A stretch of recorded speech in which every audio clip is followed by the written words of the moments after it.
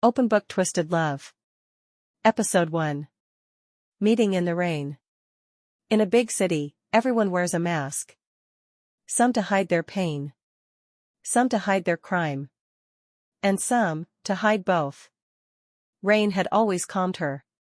Even tonight, with her heart hammering so fast she thought it might burst, the rhythm of the raindrops was the only thing keeping her sane. Sophia ran out of the restaurant without looking back. Behind her she left the suffocating glow of crystal chandeliers, her parents' disappointed glares, and a diamond ring on a linen napkin, the perfect symbol of a life she never wanted. A contract, they called it, marriage, signed like a business merger. The alley she darted into was narrow, dark, and slick with water. Sophia kicked off her heels, clutching them to her chest as she ran barefoot through puddles, her dress clinging to her skin. She wasn't sure what she was running from anymore, her parents, the man waiting at that dinner table, or herself. He appeared out of nowhere, a tall, dark figure at the end of the alley.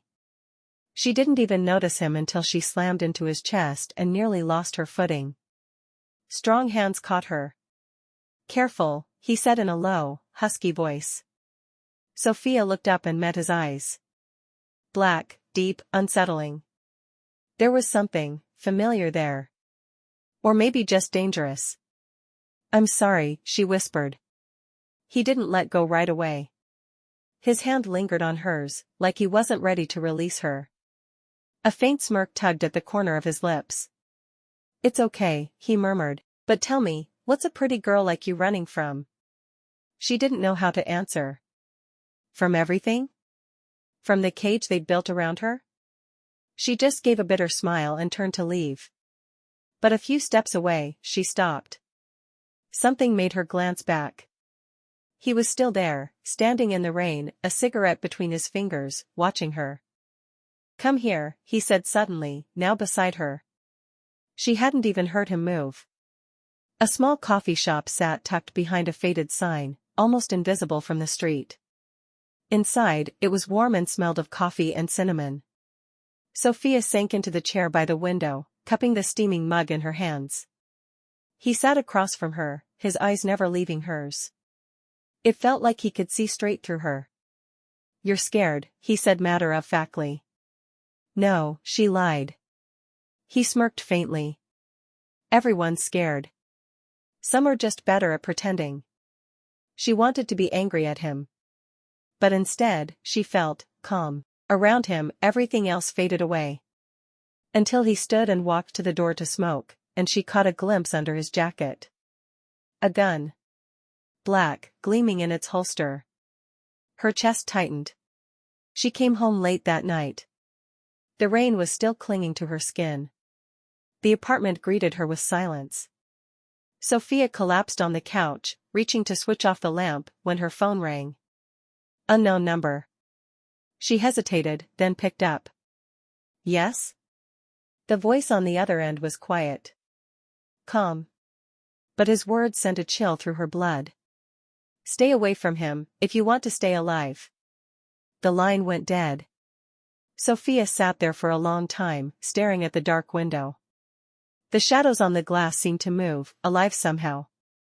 And deep inside her, she knew, tonight was just the beginning. In a big city, everyone wears a mask. But when the masks fall, only shadows remain. And hearts, broken in two. Episode 2, The One Who Lies. Trust is a luxury. In a city where lies smell of money and gunpowder, no one stays clean. The day after she met him stretched like a dream, or maybe a nightmare. Sophia sat by the window, watching rain streak down the glass. The memory of his eyes wouldn't leave her. That quiet smile, and the cold glint of a gun under his jacket. And then there was the phone call. "Stay away from him, if you want to stay alive." She didn't know who had said it. But the voice, it sounded like someone who'd seen death up close. That evening, as she stepped out of her apartment building, he was already waiting for her. She froze at the sight of him leaning against a car parked at the curb, cigarette in hand, that same unreadable smirk on his face. She hadn't decided if she wanted to see him again. But there he was, like he'd always been meant to be there. "Hi," he said first. She narrowed her eyes. Were you following me? No, he said, exhaling smoke. Just, knew you'd come out. She didn't answer. She brushed past him, heels clicking on the wet sidewalk. But she felt his gaze on her back like a touch she couldn't shake off. Let me buy you dinner, he called after her. She stopped.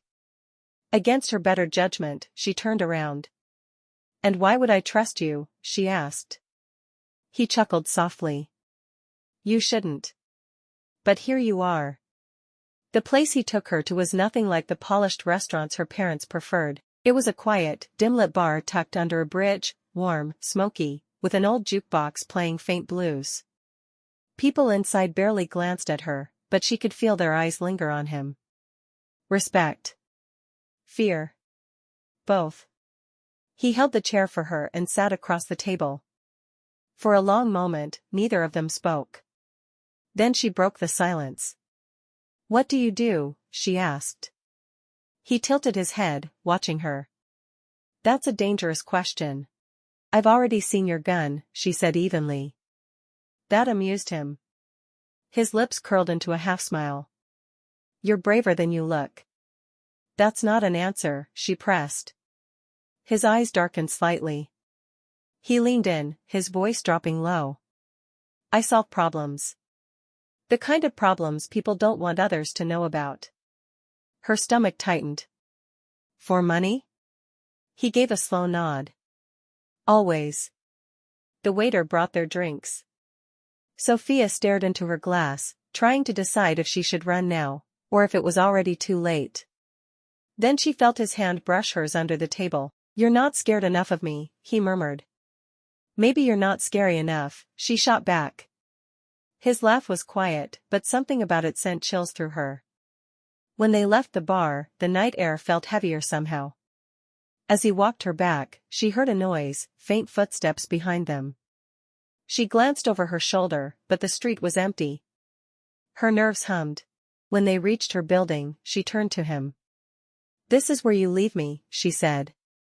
Is it? He asked. She didn't answer. She climbed the steps and turned the key.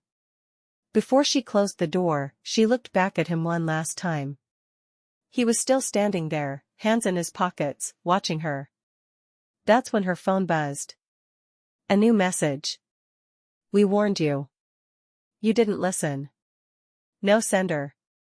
Just those words. She looked up again, but he was already gone. The street was empty. And the shadows were starting to move. Trust is a luxury. And tonight, she realized, she couldn't afford it anymore.